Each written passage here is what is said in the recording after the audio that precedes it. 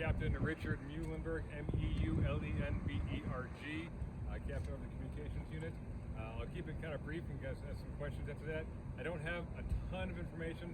I can tell you that today we had a murder trial going on here at Tulsa County, prelim trial in reference to the 12-year-old who was shot at the Airbnb. So remember that case a while ago, so obviously a lot of emotions going on today. So there's clearly some disturbance that happened as a result of that case going on, and it spilled out here into the parking area. So after the case, when they dismissed people from the court today, there's some altercation took place here adjacent to the courthouse down in the parking garage.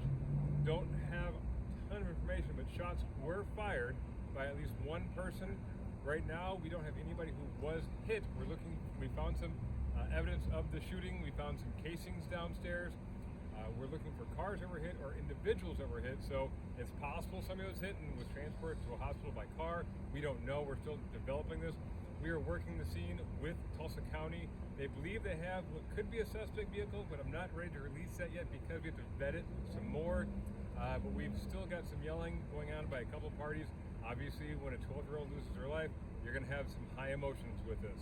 So with this case, I don't know what the court is going to do moving forward as this case progresses, because obviously there's a security risk now, knowing that a shooting is happening outside.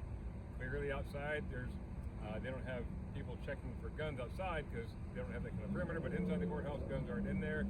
When they come back out, if they have guns in their cars, it could be a problem. So right now, we are working with Tulsa County to kind of figure out what happened out here and get some suspect information. We've got several people we brought over to Detective Division to interview them to kind of figure out what they saw, what they know.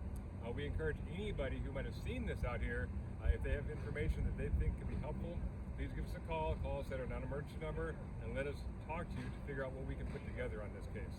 I'll have more information later, but as you can tell, it's still a very active scene. We've got cops and deputies everywhere scouring because there's lots and lots of people who are down here because it's right at the end of the day. So there are people that are involved directly in this incident and people indirectly involved. When you have people just leaving from work, people going from the library, and we've got the hotel down here. So if you could pick a worse place to have a shooting in a parking lot, I can't imagine, because right now it's a shock to everybody. We can tell you that there's no future, there's no danger to anybody else right now. It's just a big crime scene. So we have a lot of cops out here and we've got a lot of areas locked down. So we'll get these cleared up as soon as possible. Any questions? At this time, you do believe the shooting stems from what happened in this preliminary hearing? Yes, the parties that were arguing with one another are related to the court cases happening right now. To make clear, it started at the Tulsa County Courthouse, not the federal courthouse. That's correct. We are just happen to be adjacent to the federal courthouse, which is just all these courthouses are kind of packed together. So as you can see right over my shoulder is the federal courthouse, but it happened actually beneath us in the parking area.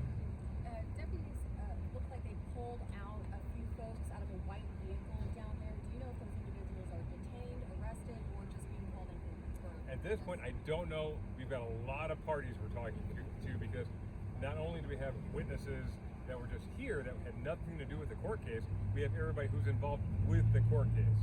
So we've got, I saw Lieutenant Watkins with our homicide unit, and he's got folks with him that they're bringing over. So right now it's just a big mess, but we're gonna start unpacking this one piece at a time and figuring out what we have.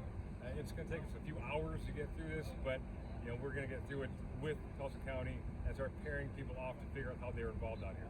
Would you say this is gang related?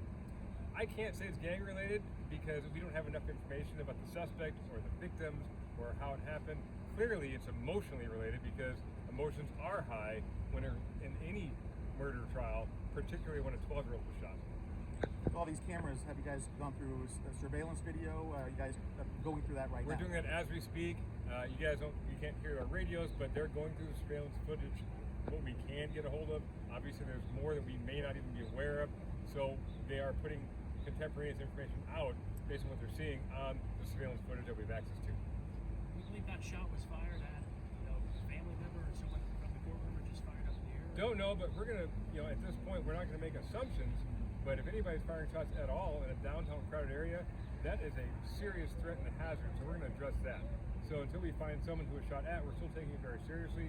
But we're gonna go with the assumption that they were absolutely targeting someone, because anything else is just, it could be it'd not be good of us to not assume that this person's dangerous. Are you guys utilizing any kind of flock camera systems or anything like that? For vehicles? Everything. Everything. So we've accessed our real-time information center, our RTIC, and they're spun up getting information. We're trying to get out to officers in county.